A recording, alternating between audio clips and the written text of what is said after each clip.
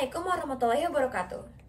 At first, I thought multilateralism is only a situation in which several different countries or organizations work together to achieve something or deal with a problem.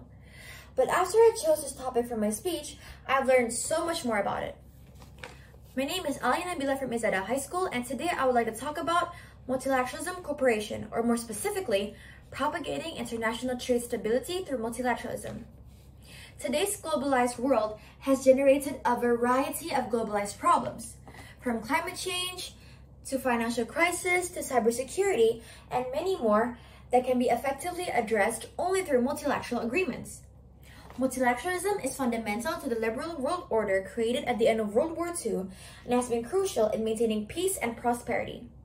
It has also been central to the past successes of the G20 in addressing the global financial crisis and promoting international financial stability.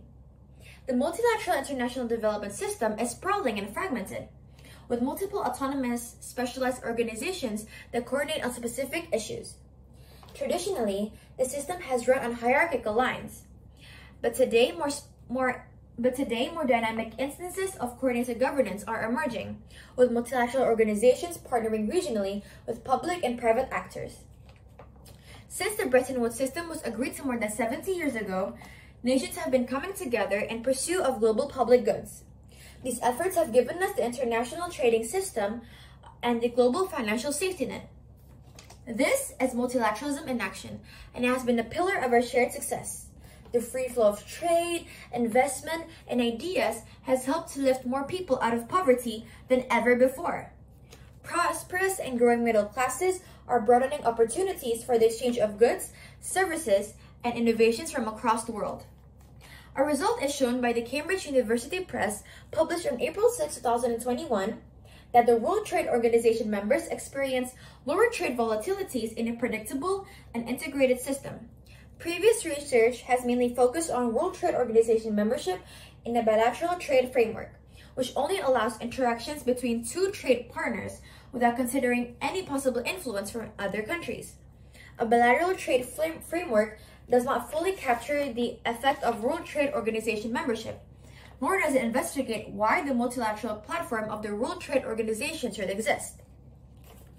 With a unique setup estimating interactions among multiple trading pairs, the research found strong evidence supporting positive correlation or co-movement of trade volatilities across trading pairs. Such co-movement appears much stronger among World Trade Organization members than between World Trade Organization and non-World Trade Organization members. Due to the feedback mechanism among pairs in a multilateral framework such as the World Trade Organization, bilateral trade stability may further stabilize the global trade. The results remain robust to a battery of sensitivity checks. Some examples of Indonesian multilateral cooperation are the North American Free Trade Agreement, or the NAFTA, the Organization of Petroleum Exporting Countries, or the OPEC, United Nations, or the UN, and many more. And one of the examples of the international trade stability through multilateralism in Indonesia is the international cooperation of overcoming the impact of COVID-19 pandemic. Indonesia emphasizes the importance of international cooperation, both multilateral and regional, in addition to strengthening the national economy and promoting global economic growth amid pressures caused by COVID-19. The Indonesian Bank also supports the implementation of a coordinated policy mix response, both in terms of fiscal, monetary, and structural aspects to mitigate the impact of COVID-19 on the economy. This was conveyed in a series of spring meetings of the International Monetary Fund and World Bank, which were held virtually on April 14 till 16, 2022, attended by governors of the central bank and ministers of finance from various countries. In the series of spring meetings, the Indonesian Bank Governor, Peri Warjio, conveyed the importance of the role of the policy mix in the health, fiscal, and monetary areas.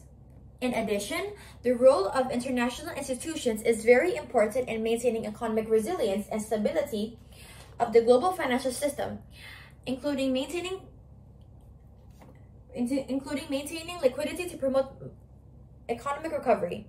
The meeting also discussed the impact of the outbreak of COVID-19 on the risks of global economic growth. The Indonesian Bank, together with the government and related institutions or agencies, will continue to strive to strengthen coordination and synergy in mitigating the implications of the spread of COVID-19 in order to maintain macroeconomic and financial system stability, as well as to sustain Indonesia's economic growth to remain sound and resilient. One of the benefits that the multilateral agreements make is that they make all signatories treat each other equally. No country can give better trade deals to one country than it does to another. That levels the playing field. It's especially critical for emerging market countries. Many of them are smaller in size, making them less competitive. The most favored nation status confers the best trading terms a nation can get from a trading partner. Developing countries benefit the most out of this trading status. The second benefit is it increases trade for every participant. Their companies enjoy low tariffs. That makes their exports cheaper. The third benefit is it standardizes commerce regulations for all trade partners. Companies save legal costs since they follow the same rules for each country. The fourth benefit is that countries can negotiate trade deals with more than one country at a time. Trade agreements undergo a detailed approval process. As beneficiaries of the system, we have a responsibility to safeguard the institutions that have led to our shared economic success. We need to work together to forge consensus on pressing global challenges. At this moment, rising trade tensions are a serious concern. While we acknowledge that there are legitimate issues that must be addressed, the risks of collateral damage are growing. Multilateralism relies upon the core principles of non-discrimination, predictability, and transparency. Institutions abide by these principles because they know that they work. We must not resort to unilateralism and protectionism. Pursuing confrontation over dialogue will only exacerbate risks, erode confidence, and weaken the prospect of global economic recovery. Compromise is key to achieving win-win outcomes, as well as trust that others are sticking to the abide rules. Thank you very much for the time given, honorable judges, and I would like to apologize if I've made any mistakes during my speech. Wassalamualaikum warahmatullahi wabarakatuh.